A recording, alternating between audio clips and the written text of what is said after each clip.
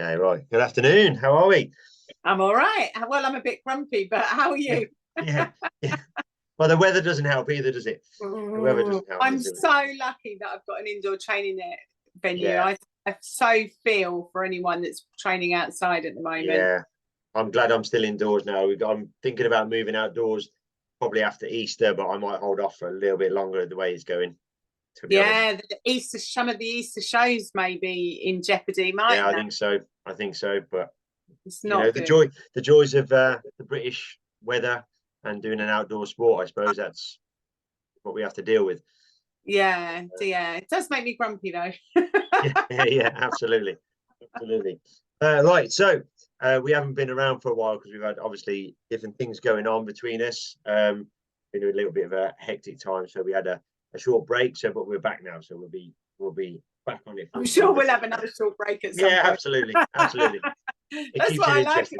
Anything goes, doesn't it? Absolutely, absolutely. Right, so we were going to planning on talking a little bit today about blame. I think. Um, Yeah, what makes Emma grumpy? what's making Emma so grumpy? Apart from the weather. Well, yeah, it started off.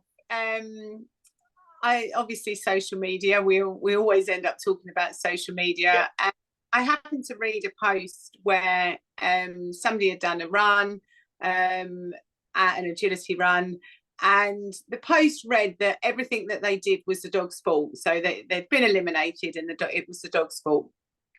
And I was like, that's not fair. That dog didn't ask to get up in the morning. And, yeah, I went down the road of like, well, that's a really horrible thing to say about the dog, blah, blah, blah, and went really grumpy. yeah, But then it made me sort of, we had a little chat, didn't we? And it got me thinking that when is it the dog's fault when something goes wrong? yeah. It's Because a tough one, I'm isn't it? all yeah, I'm terrible actually. It's always in my book, it's always the handler's fault. Yeah, If it's not something that we've done wrong at that time, it's something that we've trained wrong previously. So I'm always blaming the handler, but I'm sure at some points it is the dog. So at what point is it the yeah. dog? There's got to be a thing because I mean the dogs they're free thinking, aren't they? They've got their own brain. They've got their own sort of almost got their own agenda to a certain extent at certain points. And there's things that they want to do whether we like it or not. Um, so what's I the always thing? think of it like it's a dance partnership, isn't it? And Yeah, obviously, when you're dancing, the man leads, and I yeah. think it's down to us to kind of lead the way. Um, But there's and definitely, yeah, I think there's definitely got to be an element of training in there that if your dog is, if your dog truly understands what you're asking it to do, then there shouldn't be a question. Or there shouldn't so be. that then it becomes the dog's fault. But have you trained it correctly? Have you trained it or executed it correctly? So Yeah, I was teaching somebody, and I hadn't seen them for a little while, and we were doing round the backs, yeah, and I was like, oh, this like really failed. I said it failed several times on a round the back in the sequence. So I said, come on, let's do a little bit of individual jump stuff on it. yeah, The dog had an amazing round the back and understood, we could stand in the middle of the jump 3 foot away, and the dog was going round the back every yeah, single time. So that was down to the way that it was being executed, and it turned out the dog could. I did some videoing, and the dog, she was blocking the wing. So, yeah, it was that again was handler error. Um, I guess things like weaves and contacts. yeah. But again, weaves and contacts, again, if they've been trained and rewarded correctly and enough, then there should be enough drive and what's the word drive and knowledge from the dog to be able to execute what you want them to do. So That again, becomes the dog's fault, doesn't it? That you got one job to do, finish 12 weaves. yeah, but if then if we unravel that, if we haven't trained or rewarded our weaves in training enough and to give them enough value with it in certain situations, so like let's say we've trained our weaves in all the scenarios we can think of, apart from one that we didn't think of, and that turns up in a show, and then we assume our dog is going to do the weaves and they don't do the weaves, we could argue that the dog should know when you say weave that they go in at 1 and come out at 12, regardless of where you are. But then have we rewarded them? Yeah, if you have trained enough scenarios, then there's, you know, you would want your dog to take the one that you haven't trained, wouldn't you? You would expect them to kind of do that. And do you put your dog back in the weaves if they come out? Well, it's a difficult. Weaves are a difficult one for me, from my point of view, especially with rigs, because the weaves aren't his strongest point. They're our weakest sort of behaviour, I suppose, on an agility course for me. And is that your fault or his fault? Yeah, exactly. I don't think there's a fault in there. Maybe, I suppose, the fault would be mine from a training point of view for not recognising early enough where the problem is lying. But because Riggs is really, he's quite a sensitive dog in certain points. So when we're training, I have to be aware that I can't mark the errors too much. So there can't be too much of that sort of negative, what's the word, negative reinforcement or negative punishments, whatever you want to call it. Because if I do that, then he tends to go, well, I can't do this anymore. It's too stressful for him. He's not very strong in that way. So the weaves have been very, very hard for us to deal with. And if I was to correct him during the sequence, then it would be almost detrimental to what I'm trying to achieve. So I don't put him back in the weaves unless I'm 100% sure we can manage it, if that makes sense. Yeah, it does. And also with weaves, and I don't know why it happens at every single level, like 99% of people get frustrated when training the weaves. You know, it's like, why don't you just stay in there? You know what you've done. Yeah, it's a hard one. And it took me 2 or 3 different training methods to get him anywhere near what so he knew what we were actually like. The different methods we tried, he just didn't understand. He didn't get it. He didn't see the point in doing it. You know, there was no even with the reward, he just didn't handle it very well. And I think from my point of view, I'm to blame a little bit because I didn't recognize that a little bit. So I started to put him under a little bit of pressure because I was just like, come on, we should do this, you know, you should be able to do it. And so he feels the pressure a little bit on the weaves. So with him, I can't really put him back in. But if I talk back to when I was running skin in agility, 100% I would put him back in. Yeah. Correctly, because he could handle it differently.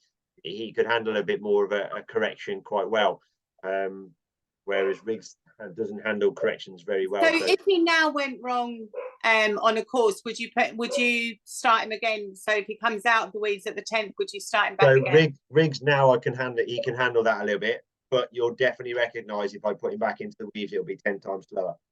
Right, yeah. Because he'll really slow down to think about what he's doing. Yeah. It is one of those things, isn't it? That, and I felt it with Naya. So I had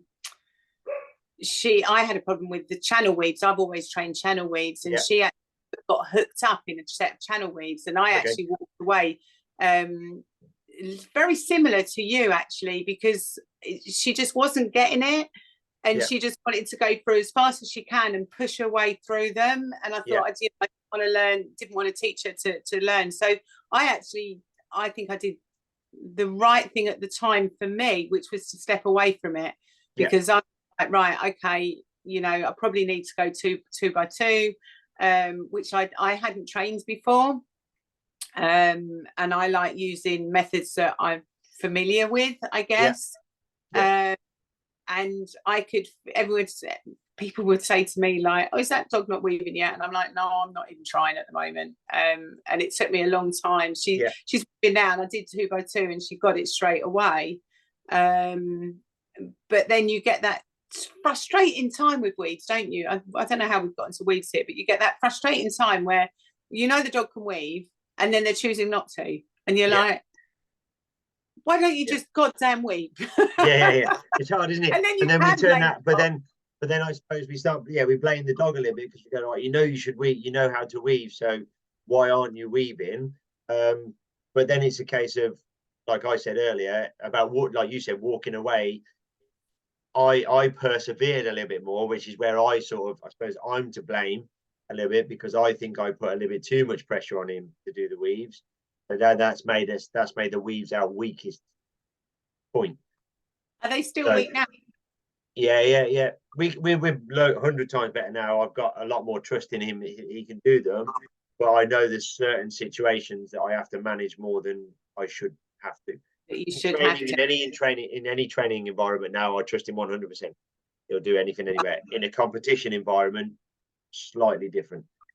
Yeah, but then I think that makes you a good trainer, because if you recognize that there is a weakness there, you can support, and that kind of goes back to being a partnership, doesn't it, where rather than blaming our partner for having a weakness, or whether it's our fault, their fault, the equipment's fault, whatever fault it is, if we know and recognize and accept the weakness, I think that's the difference. Then we can support, and we'll know, and then we don't have to come off and say, oh, the stupid judge shouldn't have put that course up, or blaming the course, or blaming the or blaming the weather, or blaming the venue, or whatever that is that comes down to it. We just have to accept. I was chatting to one of my clients, and we'd done some weave training in course, and the dog's got phenomenal weaves, and she is like, it kept coming out the tent, he just didn't understand why. And I was like, oh, was it this, was it that? It's like, no, he just literally just kept coming out the tent. Maybe it's pain related, blah blah blah blah. Then at one point the dog just actually sat and looked at him, and I said to him, I would have gone back in after the class had finished and probably looked at the weaves and just made sure that they, sometimes when you're putting courses up, people put the bars the wrong way. The feet on the weaves the wrong way around. So it can be anybody's fault. Exactly. So, but we are, I think, going back to the original point, we are very quick, I think, anyway, in general, as human beings, we're very quick to shift the blame onto somebody or something else first, if that makes sense. So it's our nature, I think. It's where we've been, I suppose, over hundreds of years, we've been conditioned to blame something else or somebody else for our shortcomings, or whatever that is. I tend to blame myself first. and in the I suppose in the height of competition as well, when the adrenaline's going and you're focused on one moment in time, and that moment doesn't go as you perceive it should go, your initial reaction is to sort of, well, I had a plan, so it must be your fault. Yeah. And I think we've all done it. I'm terrible at blaming myself, but we've all done it where we really wanted something. It's usually when you want it so badly, isn't it? And you come out, been eliminated at jump 2 or something like that, and you've trained for a year for it. And the obligatories that come out of the mouth at times, whether it's a judge, whether it's a ring party, whether it was the person that spoke to you in the queue, whether it was. But I think sometimes, and I think we tend to blame the thing or the person that's closest to us as well. I think, even in social situations, the people that we hold closest to us usually get the brunt of whatever we're blaming. I think that's the same in life in general, isn't it? Yeah. So it just so happens that the dogs we're very close to our dogs anyway, because that's how we deal with it. That's how we are with our dogs. So we're very close to our dogs, and we're working as close as we can together. The adrenaline's going, all the excitement that's going in there. So in those snap decisions, it's very quick for us to go, right, the dogs, why didn't the dog do this? Why didn't the dog do that? But I'm saying that by the time you've had time to reflect on that and then get back, and if you've got that still in your mind and you put that onto a social media post, I think that's lingering on a bit too long. In the initial split second, you're going to go, oh, what, bloody dog, why didn't you do that? By the time you've got out of the ring and got the dog on the lead playing with a toy, you've then almost had enough time to process and go, oh, actually, this happened. I can see now. So, but if you're getting home and then writing about that on social media, then that's and having a good rant about it. I mean, that's, you know what I mean? At that point, I think most of us would have processed it enough to realise that it's not actually the dog's fault. No, that's right. But it's probably, and to be honest, I don't know that somebody had commented on someone else's post, so I don't actually know the person that was put the original post up either. but it is potentially the sort of person that would blame the judge, or Yeah, I mean, and a lot of that goes on, doesn't it? The judges, the venue, the equipment. There's so many things now at the moment that we're very quick to blame for, which I'm not saying that they're not all the time. Our dogs don't ask to get up in the morning with us. There's some mornings of late where the weather's been so dire and so rubbish. I think, our dogs don't ask to get up in the morning and go to an agility competition.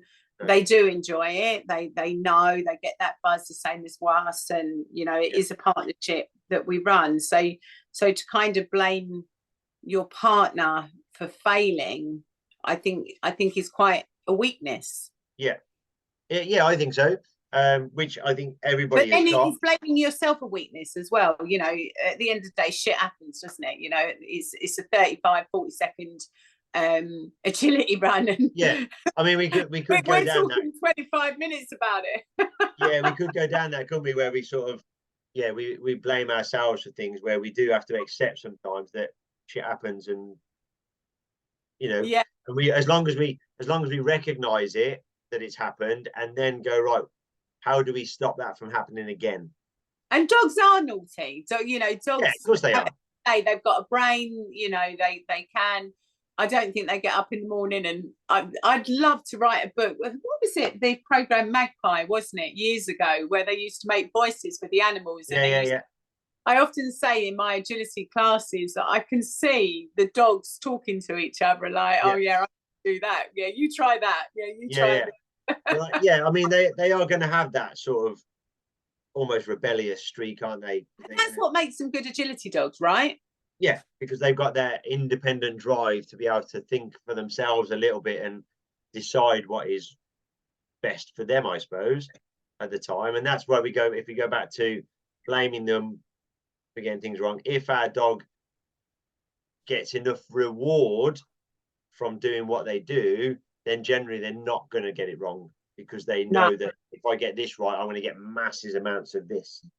Yeah, so it's getting the reward system right. So I think if we get that right, then there's less chance of them making a mistake or choosing to do something else, should we say. I think making a mistake is hard. I think it's more of a fact that they choose to do something else, because I always say to that when I'm training people, your dog will choose to do the thing that they get the most value out of. Yes, always. Or they choose to do the opposite things that you want them to do, because they feel like the thing that you're asking them to do, they get some sort of punishment from in some way. And that doesn't mean, and I have to explain this to everybody, that doesn't mean that you're punishing the dog in any way, but they might find it uncomfortable, they might find it difficult, they might find it stressful. So they start to feel as if it's a punishment almost, even though you're not actually punishing them. They would choose to do the thing that's less painful.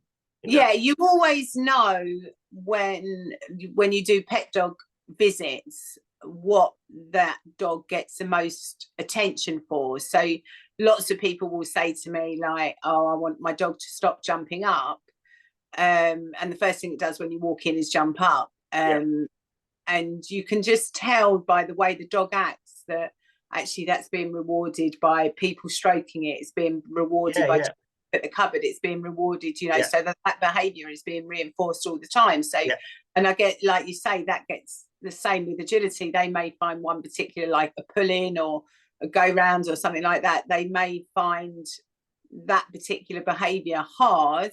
So they will always choose. We've all got our weaknesses, as you say. Yeah, absolutely. So that's what I said with Riggs, with his wheeze, if we go back to that, he's never been punished for getting them wrong in any way, shape or form, but he just feels uncomfortable, I suppose, or felt uncomfortable doing them when we first started training them. He couldn't figure out in his brain, so it was hard work for him and all the bits and pieces. So he would choose to not do them, because not doing them is actually more rewarding than doing them.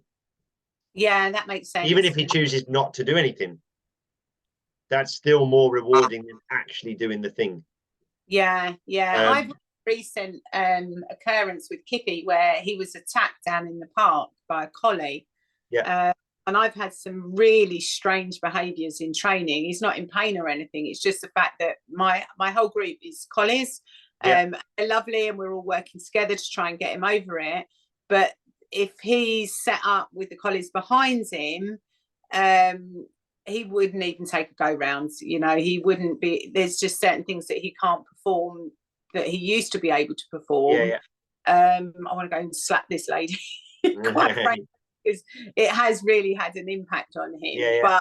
But like you say, it's less rewarding for him now. So yeah, so in a roundabout way, he's actually technically been punished for doing something by another dog.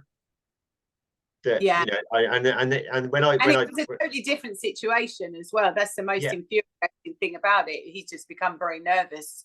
Yeah, so he's now thinking that, you know, these dogs are this dog has punished me for no reason. Yeah, exactly. And I don't know what I did, so now I'm not going to do anything. No, and it's really hard in that scenario because, you know, again, I want to blame someone. You know, it's one of those things that just happens. But I get frustrated with Kit because it's a group that he's always worked with, and he knows the collies, and it's like, come on, you've done agility all your life, and come on. But the more reward, so the higher value reward that I put on it, the more he's perceiving the pressure. Whereas, you know, in hindsight, like you say, when we're talking about blame, maybe I should have given him a couple of weeks off so that it wasn't so fresh in his mind. And you know, and I'm sure he'll get over it. I'm sure he will. And it was interesting that it was only in a training scenario, not in a competition. He was fine at competition. Yeah, and I think because it wasn't so intense. Yes, yeah. But yeah, again, you know, who's to blame? You know, in that scenario, he barked at the dog, walked in, he barked at the dog took umbrage at being barked at. It was one of those things, you know. I'm not blaming the other dog because we were walking quite closely together, but it's had a knock-on effect. And yeah, I want to lash out at everybody. Yeah, absolutely. And that's what it is. But sometimes, like you say, we have to try and reflect as much as we can, sit back, and like, if we can take responsibility for what we're doing, either in that situation or about that situation, or what we're going to do after that situation, so we can try and take that, so there isn't a blame in there anywhere, if that makes sense, because it happened. And nobody, I don't think, intentionally causes anything to happen. No, of course they don't. No, I don't know. Some people might, but I look at it going, those colored glasses on. Yeah, but most people have, we've gone off a little bit, I suppose, if we talk about responsibility, but most people, even in agility or in any walks of life, they're doing the best they can for themselves with the knowledge that they've got. That's it. Yeah, exactly. And it just doesn't marry up with our knowledge. It doesn't marry up with our perspective all the time, but that doesn't necessarily mean it's wrong. No, it's taking ownership of it, isn't it? Yeah, so we just have to go, right, okay, I saw that, you know, I didn't see that happening, you know, my fault, or, you know, I'll take responsibility for that bit, and I'll make sure that doesn't happen again. Yeah, that's as much as I can do. But we should say that to our dogs sometimes when they're perceived to be naughty. You know, I asked you to do one thing, mate, and you didn't do it. yeah, absolutely, yeah. So I take responsibility for some of it, but you've got to take some responsibility for that as well. But I'm saying that, I mean, people laugh at me. I do talk to Riggs quite a lot about things like that after training session. I think we all do. I talk to my dogs all the time. I do after a training session. I do generally sit down afterwards, and I'll run through what we did and where it went wrong and what wasn't quite right and what we should try. And what would he say back to you if he could talk? What would he say back to me? He would probably say, "Yeah, I know, but if you'd have told me that sooner, we could have done it, couldn't we?" Yeah, yeah, you were late. Yeah. But yeah, I always try and talk that through. But I think that's a good thing for me to decompress as well after the training session. So even though I'm talking to him about it, I'm probably just running through in my mind to realise that that's what I need to do next. But as far as blaming, when is it the dog's fault? When it's not our fault. Yeah, but I think, like you say, if you take the thing that you said at the beginning about our dogs don't choose to get up in the morning and go to an agility show. So if we take the ultimate responsibility is ours, isn't it? Always ours. So even if it's not something we're doing at the time, it's something we've trained or something we've yeah, missed. yeah. Or, you know, we got up and loaded them into the van and took them to the show. Yes, we so did. Regardless of what they do at the show. And we walked the course. Yeah. We chose to run the course. Yeah. And we trained everything. Oh, yeah. And we led our dog around the course. So basically, if it goes wrong, the buck stops with us. Yes, 100%. Not the judge, not the dog, not anything else. We've done it ourselves. We chose to do that. So all the different things. Don't put it on social media that it's the dog's fault. Don't put it on the dog's fault. But we do, you know, some people do that, don't they? You know, and we've said it before, we're blaming, you know, courses, equipment, judges. They all get, you know, a bad rap, I think, from a lot of people. And I think, like we said, ultimately it's our responsibility. We choose to do that. And I always say that to everybody, whether it be the equipment or a certain judge you don't like, or what they don't set the courses that you like, the course doesn't suit you, whatever. If you choose to run anyway, then you can't point the finger at anybody.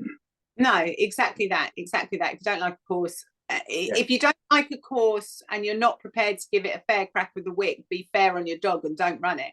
Yeah, exactly. Yeah. So the minute you release your dog from its start line position, you have then taken responsibility for the whole situation. So whatever goes wrong in the ring then is down to you, I think. Yeah, I mean, you'll always get the occasional dog running or whatever, but yeah, you're right. If we're just talking about the agility run going wrong, then it's down to us, isn't it? Yeah, I think so. I don't think the dogs are. But then don't beat yourself up about it either. Yeah, and then don't stress about it too much after. It is what it is. Make a note of it, and then you go, right, I'm going to train that on Monday. Just move on. I'll train it on Monday. It's just another lesson, isn't it? That's the way I look at it. So okay, he's not very good at that dog walk exit, or he's not very good at that tunnel entrance or whatever. So I'm going to go and try and get somebody to set that up for me. Some of my best training plans come from courses, even if I've not run them, even if I've sort of watched the beginners over them or something like that. I think, they're all struggling. I really want to train that. Or most of my clients will realise when they turn up for their training session on a Tuesday, they'll look at a course and they'll recognise it from the weekend of some sort. Yeah, that happens. Even if it's only a section, because I've set it up because I know that I'm going to train it for myself, and then I generally recognise that if I need to train it, then most of the people that I train need to train it too. Yeah, definitely. You know, sorry, I stifled a yawn then. I was boring. That's okay. It's Friday, it's the end of the week now, isn't it? Get towards the weekend. You can start relaxing a little bit. I'm not grumpy anymore. Not grumpy anymore.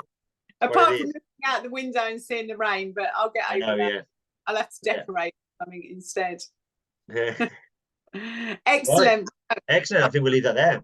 Yeah, I'll speak to you soon, Stuart. Excellent. Right. Speak to you soon.